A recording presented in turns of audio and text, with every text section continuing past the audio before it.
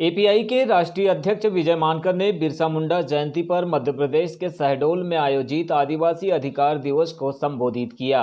उन्होंने अपने संबोधन में मध्य प्रदेश की शिवराज सरकार द्वारा प्रधानमंत्री मोदी के प्रमुख आतिथ्य वाले जनजातीय गौरव दिवस को छलावा करार दिया। साथ ही आदिवासियों के अधिकारों के लिए बने विभिन्न कानूनों के क्रियान्वयन में लापरवाही को लेकर प्रधानमंत्री नरेंद्र मोदी और मुख्यमंत्री शिवराज सिंह चौहान की जमकर खबर ली। अजाक्स संघ, बिरसा मुंडा, कोयतुर समाज, गोंडवाना अधिकारी कर्मचारी संघ और संभागीय मूल निवासी संयुक्त सामाजिक संगठन के द्वारा आयोजित इस कार्यक्रम से पूर्व शहर में बाइक रैली भी निकाली गई। इस रैली में शामिल समस्त लोगों का विजय मानकर ने हाथ हिलाकर अभिनंदन किया। इसके बाद शाम 6 बजे से शहडोल के मेडिकल कॉलेज ग्राउंड के पास चापा रोड पर विशाल महासभा संपन्न हुई, जहां सबसे पहले एपीआई के राष्ट्रीय अध्यक्ष का बस्तर के प्रसिद्ध रेलापाटा नृत्य के माध्यम से भव्य अभिनंदन किया गया। इसके उपरांत विजय मानकर ने आदिवासी अधिकार दिवस के तहत आयोजित महासभा को संबोधित किया।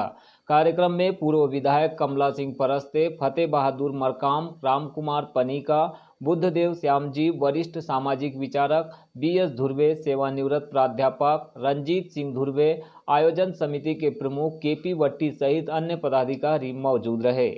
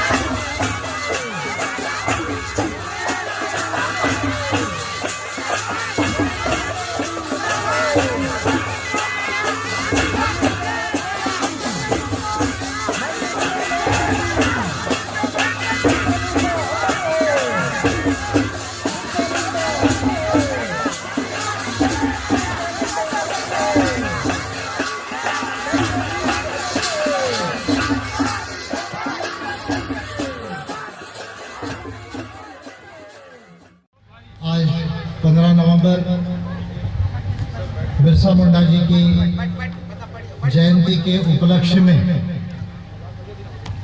आज आदिवासी अधिकार दिवस, आदिवासी अधिकार महासभा का आयोजन हम लोगों ने किया है। आप लोगों के विशेष विनती पर मैं अपना शेड्यूल मैच कर आप लोगों के बीच आया और आप लोगों के बीच आकर मैं बहुत ज़्यादा आनंदित महसूस कर रहा हूँ, खुशी महसूस कर रहा हूँ कि मैं आप लोगों के बीच उन धरती के महान आदिवासियों के बीच आया जिनकी वजह से ये धरती और जल जमीन बची हुई है 50,000 साल से। आज बिरसा मुंडा जी की जयंती है। बिरसा मुंडा जी से यदि हम कुछ सीख सकते हैं तो ये सीख सकते हैं कि एक युवा आदिवासी, एक आदिवासी युवा 1874 में जिनका जन्म हुआ, 1900 में वो शहीद हुए। 19 साल की उम्र से लेकर 27 साल 6 महीना और 11 दिन का लगभग जो समय है, इसमें बिरसा जी ने जो एक परिपक्वता दिखाई, एक सोच की, विचार की जो परिपक्वता दिखाई और अपने जीवन को एक आंदोलन में परिवर्तित किया। क्या बिरसा जी का आंदोलन था? बिरसा जी का आंदोलन जो झारखंड के चलकत से चलकर पूरे झारखंड में फैला और आज पूरे देश में जिनकी बात लोग कर रहे हैं, वो बिरसा जी का आंदोलन बेसिकली अंग्रेज सरकार के खिलाफ नहीं था। आज भोपाल के छलावा सम्मेलन में, आज भोपाल में एक छलावा सम्मेलन हुआ है। मध्य प्रदेश के आदिवासियों के साथ छलावा करने का काम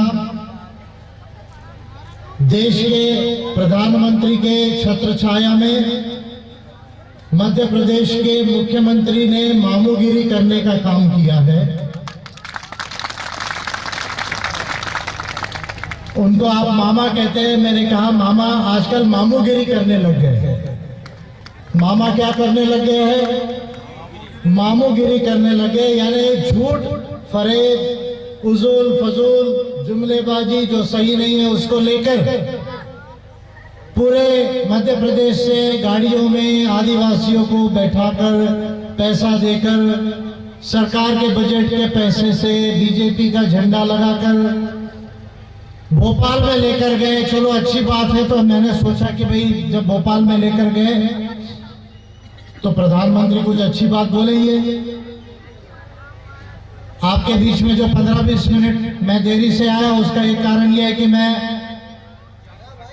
मुख्यमंत्री जी और प्रधानमंत्री जी के दोनों के भाषणों का एनालिसिस सुन रहा था कि आज ये बोले क्या है। तो अब मैं जो भी मेरा भाषण दूंगा, मैं मेरा भाषण देश और दुनिया के महान आदिवासियों के लिए हरदम देता हूं, आज भी दूंगा।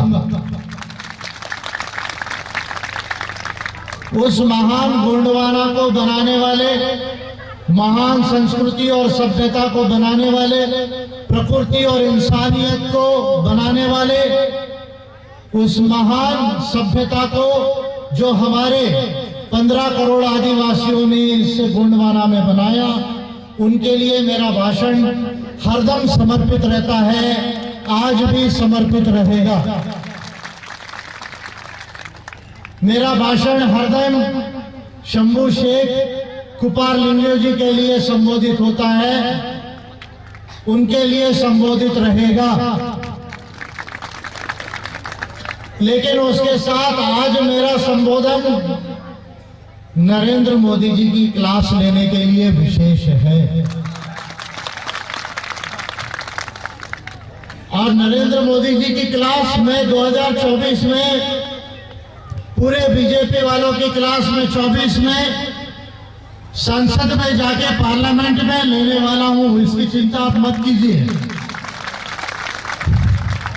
लेकिन क्योंकि आज संसद जाने के पहले जिस प्रधानमंत्री के जुबान पर, जिस जुमलेबाज प्रधानमंत्री के जुबान पर विश्व आदिवासी दिवस 9 अगस्त पर जिस प्रधानमंत्री ने आदिवासियों के अधिकार पर एक बात नहीं की,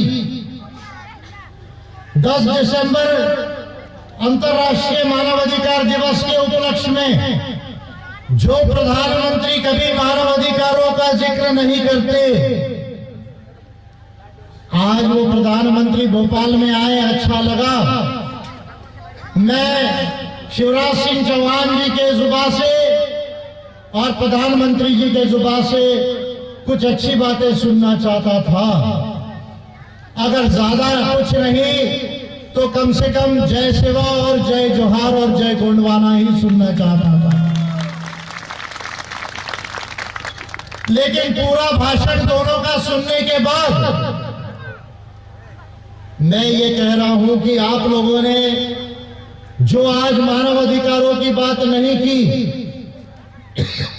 आदिवासियों के अधिकारों की बात नहीं की, पेशा कानून की बात नहीं की, पेशा अधिनियम की बात नहीं की, फॉरेस्ट राइट्स एक्ट 2006 की बात नहीं की, MMDRA एक्ट 1957 और DMF रूल्स की बात नहीं की, पंचायती राज अधिनियम और land revenue code Madhya Pradesh के उसमें संशोधन की बात नहीं की, ग्राम सभाओं को अधिकार देने की बात नहीं की, भूमि से विस्थापित हो रहे आदिवासियों के अधिकार और उनके रिसेटलमेंट की बात नहीं की। और इस भारत के अंदर, इस गोंडवाना के अंदर जिन आदिवासियों के जमीन में 10,000 लाख करोड़ की संपत्ति है, उसमें 15-20% का शेयर होल्डिंग राइट देने की बात नहीं की। इसलिए मैं दोनों को आज देश का सबसे बड़ा झूठा घोषित कर रहा हूं।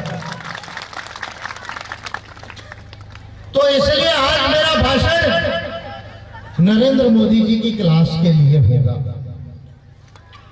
और क्योंकि शिवराज सिंह चौहान जी ने जय श्री राम कहा,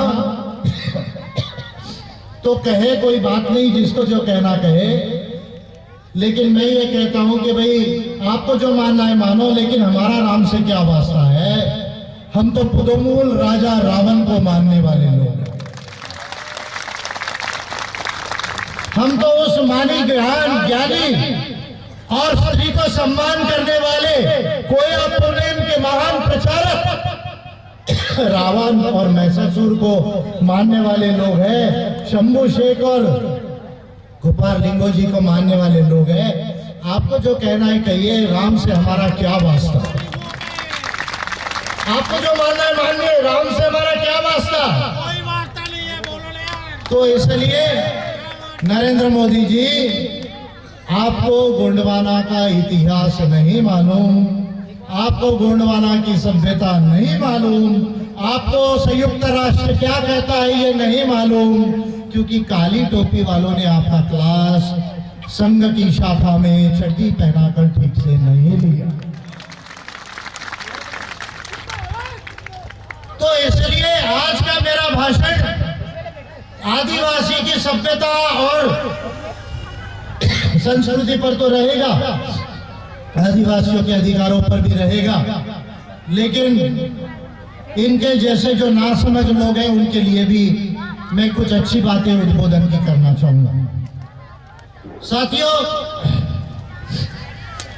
कुछ लोग कहते हैं मैं पानी पीऊंगा नहीं, 1 घंटा इनको पानी पिलाऊंगा, उसके बाद में फिर देखेंगे। साथियों, कुछ लोग कहते हैं कि ये देश भारत है। ठीक है, संविधान में हम सम्मान करते हैं, देश का नाम भारत है। कॉन्स्टिट्यूशन में article 1 of the constitution of India में इंडिया दैट इज भारत है। ठीक है, हम संविधान सम्मान करते हैं, लेकिन ये पूरा सच नहीं है। क्या सच है? क्या भारत की सभ्यता है? क्या भारत की संस्कृति है? कौन वो पहला इंसान है? कौन सा वो पहला समाज है जिसने इंसानियत को समझा, जिसने प्रकृति को समझा, जिसने स्त्रियों को सम्मान दिया, जिसने सबको साथ में कैसा जीना, संपत्ति का साथ में बंटवारा करके जो है वो सिखाया। किसने सिखाया कि गोकुल व्यवस्था क्या होती है, गण व्यवस्था क्या होती है, डेमोक्रेसी की प्राथमिक चीजों को किसने सिखाया, एलिमेंट्री फॉर्म ऑफ डेमोक्रेसी गण पद्धति में किसने ये सिखाया कि पर्यावरण महत्वपूर्ण है। मैं ये कहता हूं कि ये सिखाने वाला समाज, ये सिखाने वाले लोग पूरे देश में और दुनिया में भी, ये देश के और दुनिया के वो महान आदिवासी है, वो महान आदिवासी। और आज आप मजे की बात देखिए, आज सारे लोग पर्यावरण की बात कर रहे हैं, जेंडर राइट्स की बात कर रहे हैं, आज सारे लोग डेमोक्रेसी की बात कर रहे हैं। अच्छी बात है, करनी चाहिए, लेकिन देश के अंदर ये काम करने वाले, ये बात बताने वाला सबसे पहला इंसान वो देश का आदिवासी है। तो देश के अंदर बहुत सालों तक इस देश के लोगों का ये मानना था, और विदेश में भी चाहे ब्रिटिश हो, पोर्चुगीज हो, फ्रेंच हो, डच हो, इन लोगों का ये मानना था कई सालों तक कि भाई ये जो जंगलों में रहते हैं वो लोग तो नासमझ है, ऐसा लोगों का उनका मानना था। ब्रिटिशर्स का मानना था, डच का मानना था, फ्रेंच का मानना था, पोर्चुगीज का मानना था, और देश के जो लोग, यहां तक कि गांधी जी ने उन्हें गिरिजन कहा। तो बिरसा मुंडा जी का आंदोलन झारखंड में केवल अंग्रेजों के खिलाफ नहीं था, जिसको बिरसा जी ने उलगुलान कहा, वो उलगुलान केवल अंग्रेजों के खिलाफ नहीं था। संताल विद्रोह, कोल विद्रोह, ये जो हमारे अभी सब नाम लिए, मैं आ रहा था तो यहां जो नामों का उल्लेख हो रहा था, ये सारा विद्रोह केवल अंग्रेजों के खिलाफ नहीं था। किस चीज के खिलाफ वो विद्रोह था? किस चीज के लिए वो आंदोलन था? ढीकुओं के खिलाफ वो विद्रोह था। ढीकू कौन? ढीकू वो ढीकू जो आदिवासी की जमीन और आदिवासी की सभ्यता पर, संस्कृति पर अतिक्रमण कर रहे थे। वो ढीकू जो आदिवासी की जमीन को छीनना चाह रहे थे। वो ढीकू जो आदिवासियों को धर्मांतरित करना चाह रहे थे, चाहे वो जो भी धर्म में हो। वो ढीकुओं के खिलाफ बिरसा जी का आंदोलन था। लेकिन बिरसा जी का आंदोलन किस चीज के लिए था, उसको समझना बहुत जरूरी है। और एक 27.5 साल के युवा आदिवासी, 25 साल के युवा आदिवासी युवक की सोच। मैं एक युवा नेता हूं। आप लोगों ने मुझे कहा, अभी मैं जब आ रहा था तो मैंने एक स्लोगन सुना आपके मुंह से कि विजय मानकर आए, विजय मानकर आए, गोंडवाना के शेर आए। शायद ऐसा कुछ नारा आप लोगों ने लगाया। क्या ये बात सही है? आप लोगों ने कहा, मैंने पहले बार सुना है। क्या ये बात सही है? आप मुझे गोंडवाना का शेर बोल सकते हैं, मैं गोंडवाना का आधुनिक रावण हूं। मैं गोंडवाना का आधुनिक रावण हूं। मैं वही बात करने आया हूं जो शंभू शेख जी ने की, कुपार लिंगो जी ने की, रावण ने की, महिषासुर ने की, हमारे ये तमाम जो बड़े बड़े लीडर्स थे बिरसा जी तक, और बाद में ये भोपाल का जो है गोपाल शाह, आज ही हमको बता रहे थे, बग बुलंद शाह, रानी दुर्गावती, ये कई नाम हैं, दर्जनों नाम निकल जाएंगे, उनकी बात नहीं करने आए। बिरसा जी का आंदोलन किस लिए था, ये समझना जरूरी है। बिरसा जी का आंदोलन ये दो चीजें के लिए था। और 25 साल के युवक को जब मैं पढ़ रहा था तो मैं बहुत प्रेरित हो गया। मेरे आंख से बहुत आंसू निकले उस दिन जब मैं किताब बिरसा जी के डिटेल रिसर्च को पढ़ रहा था। उस 2 दिन 3 दिन मेरे आंखों से बहुत आंसू निकल रहे थे बार बार कि 25 साल का युवक इतना मैच्योर्ड कैसे हो सकते हैं। क्या कहते हैं बिरसा? महानायक, धरती के आबा बिरसा मुंडा जी कहते हैं कि हमारा आंदोलन ये तीर कमान से हल नहीं होगा। यदि तीर कमान और किसी की जान लेकर ही अगर हमको ये काम करना पड़ा तो हम लोग जेल में रहना पड़ेगा, उससे हमारे आंदोलन का समाधान नहीं आएगा। तो हमारा समाधान कैसे आएगा? 2 बातें बिरसा मुंडा जी ने महत्वपूर्ण कही कि हमारा आंदोलन ये आदिवासी संस्कृति, आदिवासी पहचान, आदिवासी अधिकार और आदिवासी राज के लिए है। आदिवासी राज के लिए है। फिर रिपीट कर रहा हूं, बिरसा जी के इस बात को हमें याद रखना है कि हमारा आंदोलन आदिवासी की संस्कृति, आदिवासी की पहचान, आदिवासी के अधिकार और आदिवासियों के राज मिलाने के लिए है। यही मेरा आपको संदेश है, यही मेरा आपको संदेश है। And he was such an excellent youth at the age of only 27 years and 6 months and 11 days.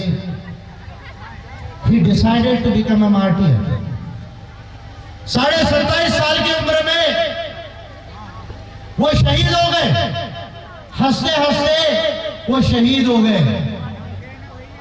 महानायक बिरसा जी के इस आंदोलन से भारत के अंदर, गोंडवाना के अंदर कई नेता हुए, लेकिन एक नेता का नाम हमको और याद करने की जरूरत है। उन नेता का नाम है जयपाल सिंह जी। कौन जयपाल सिंह जी थे? जयपाल सिंह जी कौन थे? जयपाल सिंह जी ये भारत की हॉकी के पहले उस टीम के कप्तान थे जिसको ओलंपिक्स में गोल्ड मेडल मिला, जिसको ओलंपिक्स में गोल्ड मेडल मिला। जयपाल सिंह जी वो ट्राइब के लीडर थे जो 6 बार लोकसभा का चुनाव लड़े, 6 बार जीते, एक भी बार वो लोकसभा का चुनाव नहीं हारे, एक भी बार लोकसभा का चुनाव वो नहीं हारे। लेकिन जयपाल सिंह जी केवल ये नहीं थे, दूसरी 2 महत्वपूर्ण बातें जो जयपाल सिंह जी के विषय में हमको याद रखनी है। कौन सी चीजें याद रखनी है? एक, जयपाल सिंह जी ऑक्सफोर्ड रिटर्न थे, इकोनॉमिक्स में एमए थे और अपनी आगे की पढ़ाई, पीएचडी की पढ़ाई, बीएससी की पढ़ाई उन्होंने हॉकी के टीम को गोल्ड मेडल जिताने के लिए वहां छोड़ी। लेकिन वो ऑक्सफोर्ड में एमए कर रहे थे इकोनॉमिक्स में। ये एक बात है जो हमें ध्यान में लेनी है। दूसरी एक महत्वपूर्ण बात जयपाल सिंह जी की है जिसे हमें ध्यान रखना है। जयपाल सिंह मुंडा आदिवासी के वो पहले लीडर हैं आधुनिक भारत में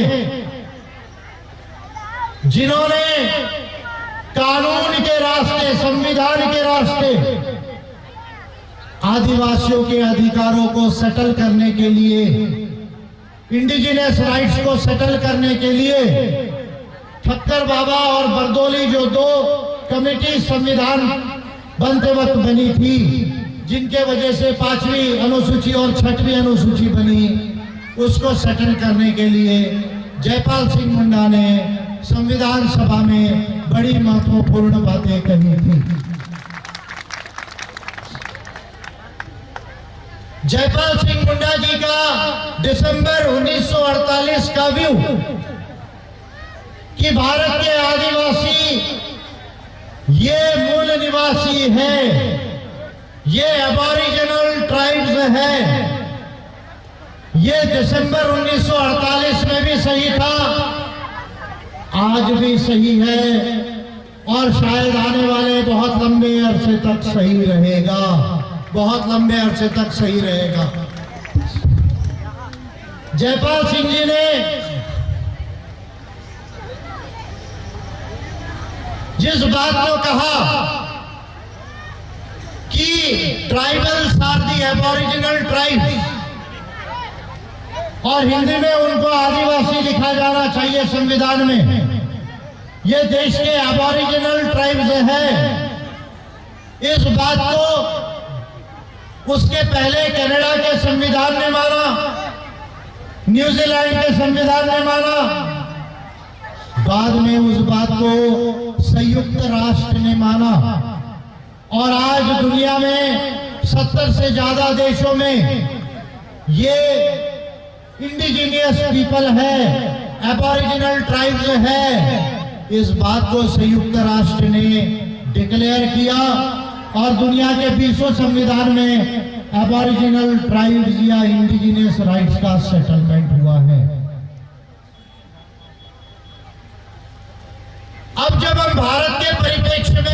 करते हैं, देश के परिप्रेक्ष्य में बात करते हैं, तो हमें इस बात को देखने की जरूरत है, समझने की जरूरत है।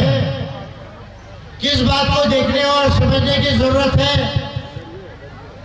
कि संविधान बनने से लेकर आज तक, संविधान बनने से लेकर आज तक आदिवासियों के जो अधिकार देश में सेटल होना चाहिए था, उसका सेटलमेंट प्रॉपर वे में नहीं हुआ है, सही ढंग से उसका सेटलमेंट नहीं हुआ है। और इस संदर्भ में दो ऐसी महत्वपूर्ण बातें हैं जिनको हमें ध्यान में रखने की जरूरत है, उस पर काम करने की जरूरत है। क्या वो चीजें हैं? संयुक्त राष्ट्र ने आदिवासियों के कौन से अधिकार, ये इंडिजिनियस राइट्स है, मूल निवासियों के अधिकार है, इसके लिए दो कोवेनेंट एंड कन्वेंशंस को, इंपॉर्टेंट कोवेनेंट्स एंड कन्वेंशंस को डिक्लेयर किया। कौन से वो कोवेनेंट एंड कन्वेंशंस है? एक है 107 ILO कन्वेंशन, दूसरा है 169 ILO कन्वेंशन। 107 ILO कन्वेंशन ये उतना स्ट्रांग नहीं है, इसलिए संयुक्त राष्ट्र ने बाद में 169 ILO कन्वेंशन को डिक्लेयर किया। हमारे देश ने 107वें ILO कन्वेंशन को तो साइन किया, लेकिन 169वें 169 ILO कन्वेंशन को साइन नहीं किया। ध्यान दीजिए, साइन नहीं किया। उसके बाद संयुक्त राष्ट्र ने पिछले 13 साल पहले 2007 में फिर एक UN डिक्लेरेशन को डिक्लेयर किया। क्या वो डिक्लेरेशन है? UN declaration of the rights of indigenous people, UN declaration of the rights of indigenous people, यानी दुनिया के जो मूल निवासी लोग हैं, आदिवासी लोग हैं, उनके अधिकार क्या क्या है, उसको और ज्यादा विस्तारित किया। 2007 के डिक्लेरेशन को इंडिया ने साइन किया। 1969 के कन्वेंशन को इंडिया ने साइन नहीं किया। इसी तरह का एक डिक्लेरेशन UN ने 1994 में 1994 में डिक्लेयर किया था। उसके बाद 1995 में भूरिया कमेटी बनी। उस भूरिया कमेटी ने भी कुछ बातों को देश के अंदर कहा कि 6वीं सूची का मॉडल 5वीं सूची में लागू किया जाना चाहिए। ये भूरिया कमेटी का बेसिक रिकमेंडेशन था कि दी provisions of the 6th schedule should be implemented to the 5th schedule of the constitution. This was the recommendation, major recommendation of the Bhuria committee. Bharat की संसद को देश के आदिवासियों की फिक्र पहली बार 1996 में हुई। 1996 में पहली बार भारत की संसद को, उस समय कांग्रेस की गवर्नमेंट हुआ करती थी, पहली बार देश के आदिवासियों की चिंता हुई। वो चिंता कोई इंदिरा गांधी और राजीव गांधी जी की वजह से नहीं हुई। वो चिंता भारत की संसद को यूनाइटेड नेशंस की वजह से करना पड़ा, UNO की वजह से, संयुक्त राष्ट्र की वजह से करना पड़ा। दिसंबर 1996 को पेसा लॉ बना, पेसा लॉ इंप्लीमेंट हुआ। 15 साल हुए। 10 राज्यों में शेड्यूल्ड एरियाज है। मध्य प्रदेश, छत्तीसगढ़, उड़ीसा, झारखंड, तेलंगाना, आंध्रा, महाराष्ट्र, गुजरात, राजस्थान, हिमाचल प्रदेश, 10 राज्यों में शेड्यूल्ड एरिया है जहां 5वीं अनुसूची लागू होती है। आपको जानकर आश्चर्य होगा कि आज तक 10 के 10 राज्यों ने पेशा नियमों को नहीं बनाया, पेशा नियमों को नहीं बनाया। इन बातों को आपको गंभीरता से समझना होगा। ये बातें मैं बार बार क्यों कह रहा हूं? क्योंकि मैं देश का पहला लीडर हूं पूरे भारत के इतिहास में जिसने भारत की संसद को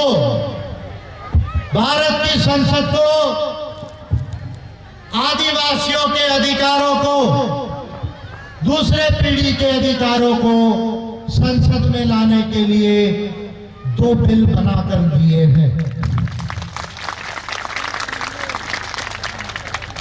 ये मेरे वो 2 बिल की कॉपी है जो मैंने संसद को दी। और क्या मेरे बिल बात करते हैं? और आज इस 26 जनवरी को मैंने इन 10-11 राज्यों को पिटीशन किया। ये उस पिटीशन की कॉपी है कि पेशा नियम कैसे बनाए जाने चाहिए। मैं 26 जनवरी को दिया। 6 जुलाई 2021 को मध्य प्रदेश की सरकार को होश आया, उसकी नींद खुली, उसने पेशा नियमों की ड्राफ्ट कॉपी बनाई। कौन सी कॉपी बनाई है? ड्राफ्ट कॉपी, जिसको आप प्रस्तावित बोल सकते हैं कि प्रस्तावित है कि नियम कैसे बने।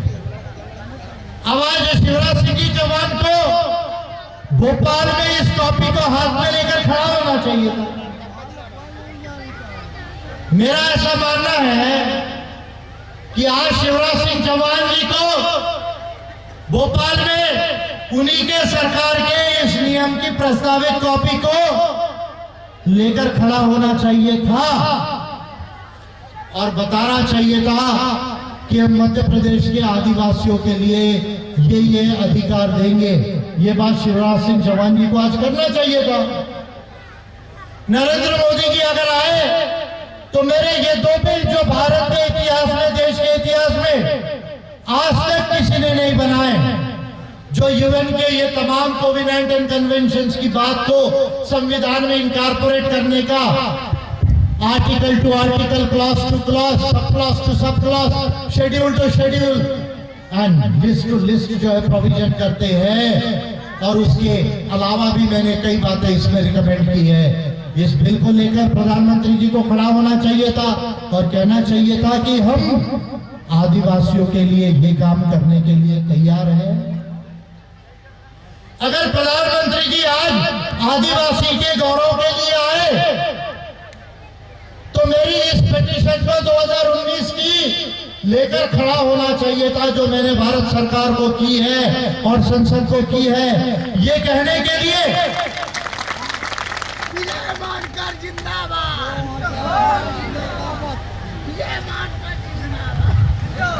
ये कहने के लिए कि देश के 15 करोड़ आदिवासी 2021 की जनगणना में अपने धर्म को हिंदू नहीं लिखाना चाहती, अपने धर्म को हिंदू नहीं लिखाना चाहती। आप जो लिखाना है लिखाओ। वो चाहती है अपने कॉलम को, अपने ट्राइबल कोड को कि 2021 की जब जनगणना हो तो एक अलग से हमारे लिए कॉलम हो जिसमें हम चाहे तो सरना लिखाए, हम चाहे तो कोई अपने में लिखाए, हम चाहे तो जॉनी पढ़े। तो अमित शाह जी को जनगणना के अंदर आदिवासियों के लिए कॉलम बनाते नहीं आ रहा, मोदी जी को एक कॉलम नहीं बनाते आ रहा है। शिवराज सिंह चौहान को इस छत्तीसगढ़ के अंदर पेशा नियम बनाते नहीं आ रहे हैं और कह रहे हैं हम आदिवासियों का गौरव करेंगे। अरे मामा, मामूगिरी बंद करो, मामूगिरी बंद करो। और आपके सरकार के मंत्रियों को और आईएएस अधिकारियों को नियम नहीं बनाने आता तो 10 दिन के लिए मुझे भोपाल बुला लो और फिर देख लो कि मध्य प्रदेश में कैसे होगा। और अगर आपको अंग्रेजी नहीं आती तो कोई दिक्कत नहीं है। नहीं, आपको नहीं बोल रहा हूं, उनको बोल रहा हूं जो भोपाल में बैठे हुए। नहीं, हमको तो गोंडी आती है। अभी 40 लाख के ऊपर लोग देश में गोंडी बोलते हैं। बैठे, आने दीजिए, कोई चिंता मत कीजिए, उनकी चिंता मत कीजिए, वो सारे मेरे अपने दोस्त हैं, वो मुझे मिलने आते हैं। मुझे आप बैठिए, कोई चिंता मत कीजिए, कुछ नहीं है, मेरे हर भाषण में आते हैं और आगे रहे कि मैं उन्हीं का नेता हूं। बराबर है ना? मैं उनका नेता हूं जिनका कोई नहीं है देश में, जिनका कोई नहीं है। उन जंगल में रहने वालों का, उन गांव में रहने वालों का, उन गरीबों का नेता विजय मानकर है।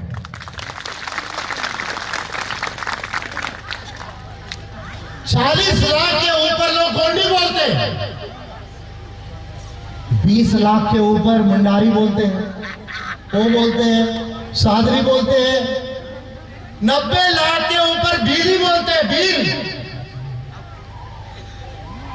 फिर कोलावी बोलेंगे, कई ट्राइबल लैंग्वेजेस से बोलते हैं। संस्कृत ये कहते हैं हमारी बहुत बड़ी भाषा है, संस्कृत बड़ी एंशिएंट लैंग्वेज है। तो मैंने एक दिन भागवत जी को बोला, भागवत जी थोड़ा शर्म करो, काली टोपी वाले हो, समझ जाओ, थोड़ा शर्म करो। अरे हमारी गोंडी नहीं होती, मुंडारी नहीं होती, फिर संस्कृत पैदा नहीं होती थी इस इंडिया के।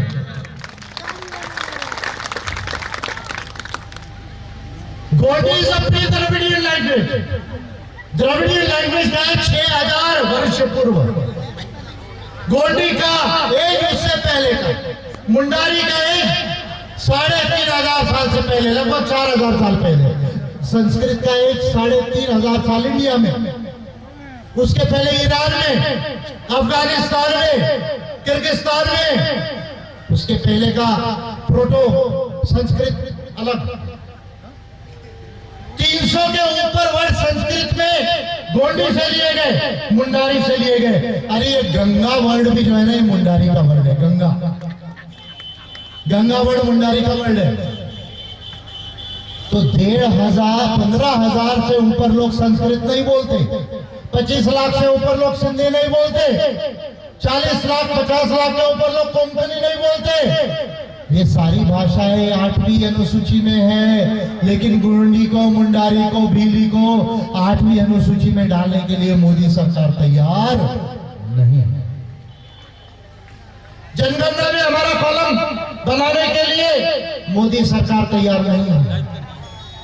और जो सबसे महत्वपूर्ण मुद्दा है, क्या महत्वपूर्ण मुद्दा है? आज भी मुझे कहा, पूरे देश के आदिवासी बताते हैं, मैं सुनता हूं, मुझे बड़ा दुख होता है।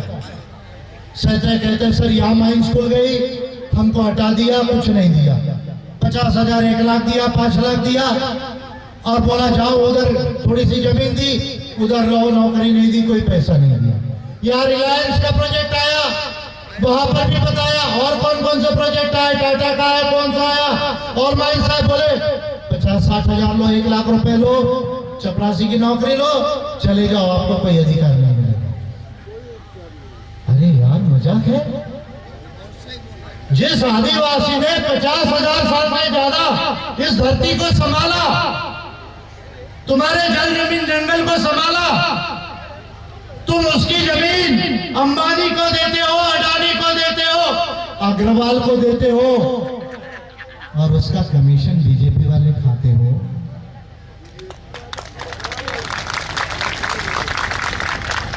और बिटकॉइन में ट्रांसफर करते हो। कर्नाटका में निकला। आप ये मत समझो कि हमको नहीं मालूम, हमको भी मालूम चलता है, बोलते कम है, इसलिए ये मत समझो कि हमको नहीं मालूम। और जो आदिवासी है उसको आप जमीन के एवज में अच्छी जमीन नहीं देते, मार्केट रेट से उसको जमीन का मुआवजा नहीं देते, तो उसको घर नहीं बना के रिसेटलमेंट करते, सरकारी नौकरी नहीं देते। अगर सरकारी नौकरी नहीं देते तो प्राइवेट सेक्टर में अच्छे कंपनी में अच्छे पोस्ट पे कम से कम जॉब देना चाहिए, वो नहीं देते। और आप अंबानी, अडानी को, अग्रवाल को लाखों करोड़ रुपए की माइंस को दे रहे हो। सबसे महत्वपूर्ण मुद्दा है कि इस देश के आदिवासी को आप 15-20% का शेयर होल्डर कब बनाओगे? कब शेयर होल्डर बनाओगे? तो मैं देश का पहला लीडर हूं जिसने 2007 से 8 से ये कहना चालू किया,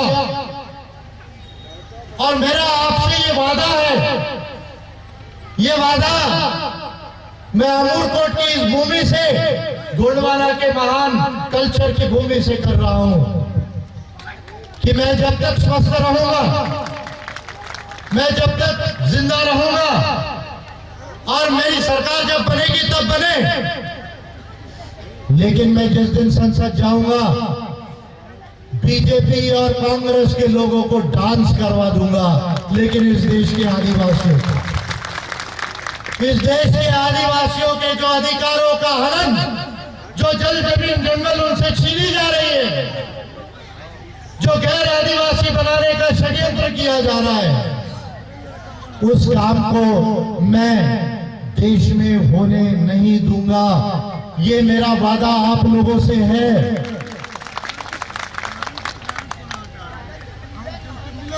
और मेरी एक बात आप अच्छे से ध्यान में रखें, जिस दिन मेरे ये बिल भारत के संविधान में आ जाएंगे, मेरे ये पिटीशन पैसा नियमों पर, उसके अनुसार पैसा नियम बनेंगे, तो मेरी एक बात अच्छे से याद रखना। क्या बात याद में रखना? कि उस दिन इस देश का सबसे अमीर आदमी, उस दिन इस देश का सबसे अमीर आदमी ये अंबानी नहीं होगा, आदिवासी ये देश का सबसे अमीर इंसान है, जिसको मैं मूल निवासी बेल्ट कहता हूं। बंगाल के 24 परगना से लेके गुजरात के डांग जिलों तक, बांसवाड़ा तक, राजस्थान के डूंगरपुर, बांसवाड़ा, उदयपुर तक, जिसे मैं मूल निवासी बेल्ट कहता हूं, उस मूल निवासी बेल्ट में भारत की टोटल खनिज संपदा की 70% खनिज संपदा ये आदिवासियों के जमीन के अंदर है। किसके जमीन के अंदर है? जोर से कहो, किसके जमीन के अंदर है? और जल जमीन जंगल का मालिक कौन है? जल जमीन जंगल का मालिक कौन है? अंबानी है क्या? अडानी है क्या? अग्रवाल है क्या? मोदी है क्या? चौहान है क्या? कौन मालिक है? सुन लो मोदी जी, ये मध्य प्रदेश के आज के ही 15 नवंबर को मध्य प्रदेश का आदिवासी कह रहा है, छत्तीसगढ़ का आदिवासी कह रहा है, झारखंड का आदिवासी कह रहा है कि ये मालिक जल जमीन जंगल के हम हैं, और अगर हम जल जमीन जंगल के मालिक हैं तो इसका 20-25% शेयर होल्डिंग राइट भी हमको मिलना चाहिए। तो ये पैसा नियमों में आज भी मध्य प्रदेश सरकार ये अधिकार नहीं देना चाहती, ग्राम सभा को आज भी ये अधिकार नहीं देना चाहती कि ग्राम सभा चाहे तो निर्णय ले कि हमको जमीन देंगे या जमीन नहीं देंगे। ये अधिकार केवल ग्राम सभा को होना चाहिए, और अगर ग्राम सभा कहती है कि जमीन नहीं देंगे हमारी गांव की, तो सरकार ने वो प्रोजेक्ट छोड़ देना चाहिए। और अगर ग्राम सभा कहती है कि जमीन देंगे, तो फिर जमीन के एवज में जमीन, मार्केट रेट से पैसा, घर, एक अच्छी नौकरी और उससे ज्यादा महत्वपूर्ण 10, 15, 20% का उस कंपनी में शेयर होल्डर आदिवासियों को बनाना। ये जब तक इस देश में नहीं होगा तब तक ये गौरव सम्मेलन वगैरह कुछ होने वाला नहीं है। अरे किस गौरव की बात करते हैं? हम तो 20 साल 25 साल से कहते हैं, हमारी तो संस्कृति और सभ्यता ही इतनी अच्छी है कि उससे आदिवासियों से सीखना, प्रेरणा केवल आदिवासियों को ही नहीं है, प्रकृति और मानव की बात को सीखना, अरे आदिवासियों से अब बाकी लोगों को सीखने का समय आ गया है। दुनिया के अंदर सबको सीखने का समय आ गया है कि अगर धरती को बचाना है, पर्यावरण को बचाना है, इंसानियत से रहना है, तो आदिवासियों से सबको सीखने का समय आ गया है। ये महत्वपूर्ण बात है। तो साथियों, 2 दशकों से हम कहते आए हैं, क्या कहते आए? गर्व से कहो हम आदिवासी है, गोंडवाना के मूल निवासी है। कहां के वो मूल निवासी है? गर्व से कहो हम आदिवासी है, गोंडवाना के मूल निवासी। ये कहते भारत है। मैंने कहा भारत से पहले गोंडवाना था, भारत से पहले। अब ये कहते हैं कि हम रेलवे स्टेशन का नाम बदलेंगे। अच्छी बात है, बदला, अच्छी बात है, बदला, हम उसका स्वागत करते हैं, कोई बुरी बात नहीं है। हमारे ट्राइबल वो लेडी हमारी किंग थी, उनके नाम दिया, अच्छी बात है, बुरी बात नहीं है। पर मैं मोदी जी से कह रहा हूं, भाई आपकी सरकार भोपाल में भी है, आपकी सरकार दिल्ली में भी है, भाई आपकी सरकार भोपाल में भी है, आपकी सरकार दिल्ली में भी है, और आप कहते आए कि मेरा सीना 56 इंच का है। कहते आए ना मेरा सीना 56 इंच का है, और अब 56 इंच का सीना है। अगर आदिवासियों को गौरवान्वित करना है, और मोदी जी अगर आपको सही में नाक है, अगर आपको सही में नाक है मोदी जी, तो कल जाओ संसद का अधिवेशन बुलाओ, और संसद का अधिवेशन बुला के संविधान का आर्टिकल 1 अनुच्छेद 1 को अमेंड कर दो और लिख दो, इंडिया दैट इज भारत के जगह इंडिया दैट इज गोंडवाना लिख दो। इंडिया दैट इज भारत के जगह इंडिया दैट इज गोंडवाना लिख दो, और ये संविधान में अमेंडमेंट करके 25%, 20% का शेयर होल्डिंग राइट दे दो। मैं आपको मान जाऊंगा कि आपका नाक भी है और आपका सीना 56 इंच का भी है, ये बात मैं मान जाऊंगा। और अगर आप ये नहीं कर सके तो टेप लेके तैयार रहना, विजय मानकर जहां भी इंडिया में आएगा, आपकी छाती 56 इंच की नहीं, 6 इंच के भी लायक नहीं है, ये मैं प्रूव कर दूंगा। अरे ये आदमी कहता है मन की बात, मन की बात। मैं कहता हूं यार कभी अकल की बात भी तो कर। मन की बात, मन की बात। अरे आपके मन में कौन है ये आपको कैसे मालूम? आप अकल की बात तो करो भाई। ये भारत था नहीं, गोंडवाना था, तो गोंडवाना लिखो। ये यूनाइटेड नेशंस कहता है वो इंडिजिनियस पीपल है, उनको राइट दे दो। तो मैं देश के 15 करोड़ आदिवासी समाज के बिहार पर आज मैंने जो कुछ भी कहा, आपके लिए कहा, मानवता के लिए कहा, अधिकारों के लिए कहा, न्याय के लिए कहा। अदरवाइज मुझे मोदी जी में, चौहान जी में कोई इंटरेस्ट नहीं है, लेकिन ये अधिकार होने चाहिए, न्याय मिलना चाहिए, सच्चाई की बात होनी चाहिए। ये महत्वपूर्ण काम है जिसको मैं कर रहा हूं। अब साथियों, आप लोगों ने मुझे वेलकम किया गोंडवाना के कल्चर से, बहुत अच्छा लगा। हर जगह मैं जाता हूं, देखता हूं, हर जगह कल्चर होता है। हर जगह मैं जाता हूं, मैं देखता हूं कि कितना अच्छा आदिवासियों की सभ्यता है, संस्कृति। लेकिन अब समय आया कि ये जो हम मादर और नगाड़ा यहां बजा रहे हैं, ये जो डांस हम यहां कर रहे हैं, अब समय आया है कि ये डांस थोड़ा संसद में जाकर किया जाए। मेरी बात को आप समझ रहे हैं या नहीं समझ रहे हैं बताइए। ये डांस कहाँ करना है? संसद में जाकर। लेकिन संसद में जाकर ये डांस कैसे करना है? संसद के बाहर नहीं करना है, संसद के अंदर जीत कर जाकर ये डांस करना है और करवाना भी है। ये डांस करना भी है और करवाना है। साथियों, एक बात तो मेरी गंभीरता से सुनिए। मैं भारत का सबसे विद्वान लीडर हूं। 29 साल हो गए, देश और दुनिया में ऐसी कोई चीज नहीं जो मैंने नहीं कही। देश और दुनिया में शायद ही ऐसी कोई बात है जो विजय मानकर को मालूम नहीं। अगर कोई बात मालूम भी नहीं तो 2 दिन 3 दिन से ज्यादा नहीं लगेंगे मुझे उस बात को पता करने के लिए। ऐ मेरे गोंडवाना के वासियों, गोंडवाना वासियों, मेरे देश के आदिवासी समाज के साथियों, मेरे माताओं, बहनों, भाइयों, बुजुर्गों, मेरी एक बात को कृपा करके अच्छे से समझो।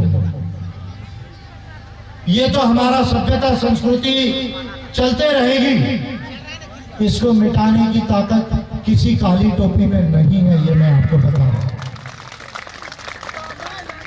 अरे कई आए और चले गए। जो प्रकृति से जुड़ा है, जो प्रकृति का अंश है, जो मानवता का प्रतीक है, उसको मिटाने वाला कोई ये इस दुनिया में पैदा नहीं हुआ है। इस बात को समझ लो। हमारी संस्कृति सभ्यता को मिटा तो ये नहीं पाएंगे, लेकिन संविधान में और कानून में अगर अधिकार गारंटीड नहीं हुए, सुनिश्चित नहीं हुए, तो ये by the power of rule of law, by the power of state, by the power of administration and by the use of corporate world. हम मार्केट इकोनॉमिक्स के खिलाफ नहीं है। हम भी चाहते हैं कि देश में अमीरी आए, लेकिन हम ये चाहते हैं कि भारत की कंपनी अगर अच्छा बिजनेस करे तो उसमें आदिवासियों को शेयर होल्डिंग राइट मिले। इससे ज्यादा हमको कुछ नहीं कहना है, और वो जमीन देना है या नहीं देना ये आदिवासियों को डिसाइड करने दो। आप डिसाइड नहीं कर सकते, बस इतना ही हमको कहना है। मेरी बात आप कृपा करके एक अच्छे से सुनिए, समझिए। यदि ये काम 10 साल 20 सालों के अंदर, मैं 20 साल भी ज्यादा बोल रहा हूं, 10 सालों के अंदर 2024 और 2029 तक अगर हम अपने सही मेंबर पार्लियामेंट इस आदिवासियों के इंडिजिनस राइट्स के एजेंडे पर यदि जिताकर संसद में नहीं दे सके और मेरे साथ संसद में आपने 5-10 अच्छे लोगों को नहीं जिताया और ये काम करने का मौका जो मेरे आखिरी 20 से 25 साल है, यदि प्रकृति ने साथ दिया तो 20 से 25 साल मेरे पास में है। अगर इसके अंदर ये काम नहीं हुआ तो मुझे इस बात का दुख रहेगा और आशंका भी रहेगी कि ये काम उसके बाद कौन करेगा। ऐसा ना हो कि उसके बाद ये काम करना और मुश्किल हो जाए।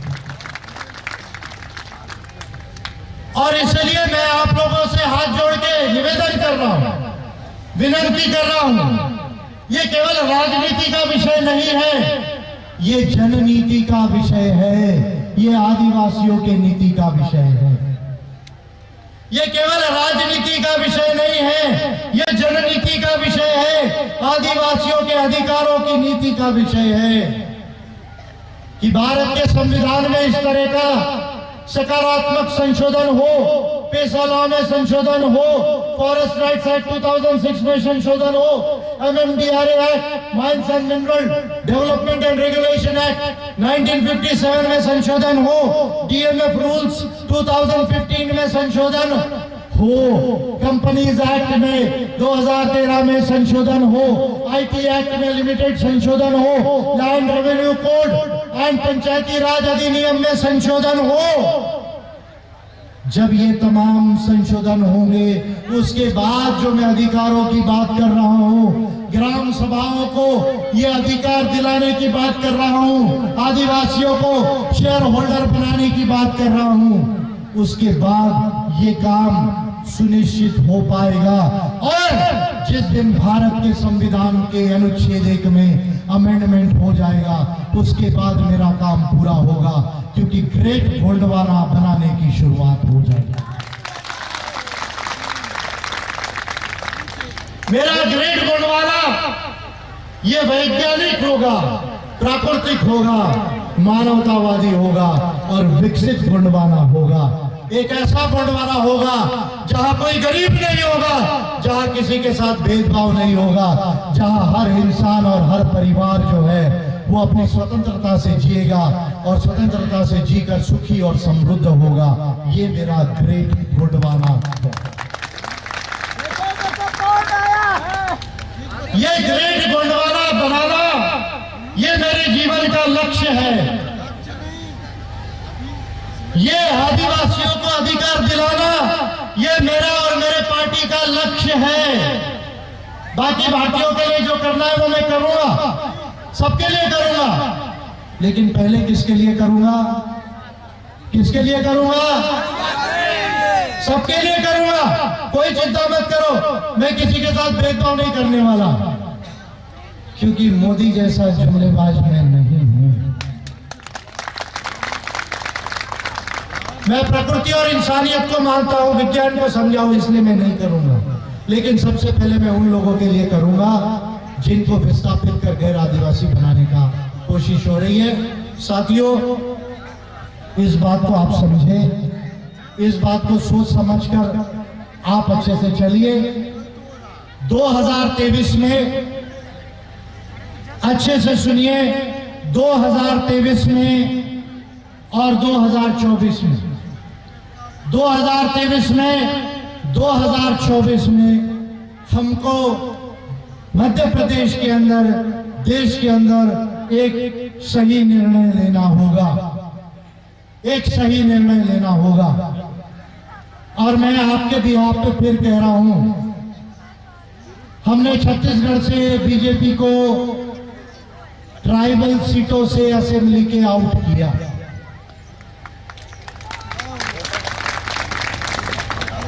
झारखंड में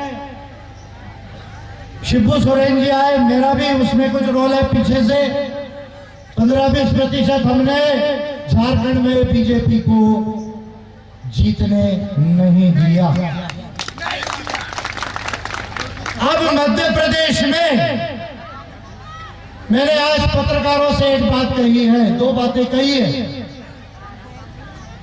कि मैं मध्य प्रदेश में 2023 में बीजेपी को एक भी एमएलए की सीट ट्राइब के रिजर्व सीट से जीतने नहीं दूंगा।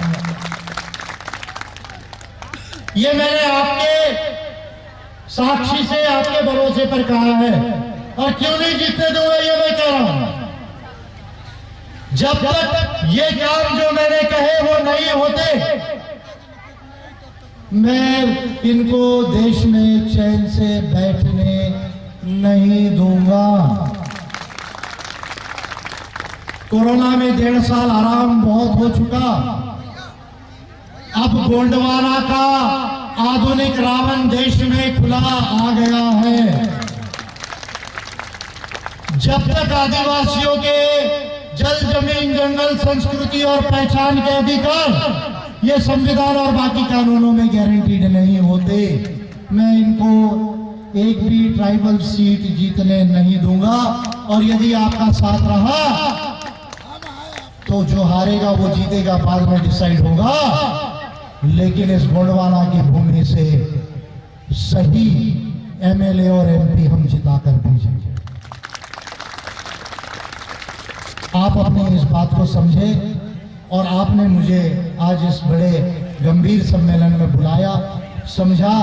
शॉर्ट बातें हैं, मैं आदिवासियों के ऊपर बहुत बोल सकता हूँ, मेरा इस पर स्पेशल स्टडी है, रिसर्च है, मैं जिया हूँ वो बातों को, लेकिन इससे महान सभ्यता मैंने दुनिया में नहीं देखी, इससे अच्छे लोग मैंने दुनिया में नहीं देखे। ये धरती का मालिक आदिवासी है, जल जमीन जंगल का मालिक आदिवासी है, प्रकृति और महामाताओं को सजोने वाला आदिवासी है। आदिवासी दुनिया में महान था, महान है, महान रहेगा। भारत गोंडवाना था, गोंडवाना है और गोंडवाना। तो इस बात से जो है मैं कहता हूं कि इतनी बात जो है वो सफिशिएंट है। आपका प्यार मोहब्बत मुझे मिला है, उसके लिए मैं धन्यवाद देता हूं। आपका ऋणी रहूंगा। मेरी बात को समझकर ये काम आप पूरे मध्य प्रदेश में करेंगे, ऐसी मैं उम्मीद करता हूं, और मैं आप लोगों के बीच और भी आते रहूंगा। और अब तो खेल शुरू हुआ है, अभी खेल शुरू हुआ है, पिक्चर अभी बाकी है मोदी जी और शिवराज सिंह की। आज से खेल शुरू हुआ है, अभी पिक्चर बाकी है। शिवराज सिंह जी और मोदी जी मुलाकात होती रहेगी और मैं भारत को गोंडवाना बना के रहूंगा। ऐसी बात कहते हुए अपनी बात को यहीं समाप्त करता हूं। देखो कौन आया, देखो कौन आया। विजय मानकर जी जिंदाबाद, विजय मानकर जी जिंदाबाद। देखो कौन आया। 10 बजे की कुछ मर्यादाएं होती है, इसलिए मैं अपनी बात को शॉर्ट कर रहा हूं और आपके प्यार मोहब्बत से आपसे रुखसत ले रहा हूं, विदा ले रहा हूं। जोहार, जय सेवा, मोद वेड़ची गोंडवाना।